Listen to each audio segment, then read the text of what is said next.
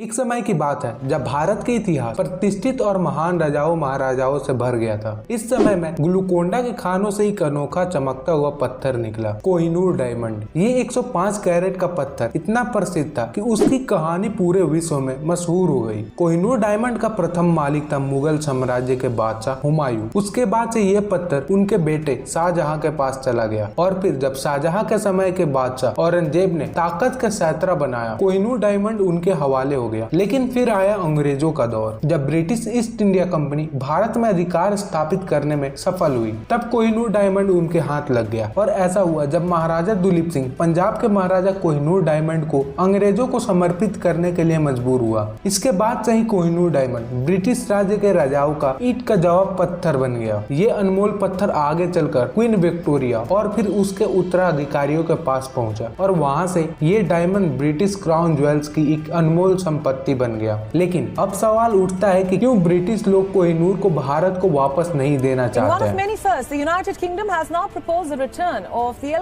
सोनाली का निधन हुआ तो हिंदुस्तान में कोहिनूर हीरे पर चर्चा शुरू हो गई। Social media lit up with renewed calls for the return of the famous Kohinoor diamond.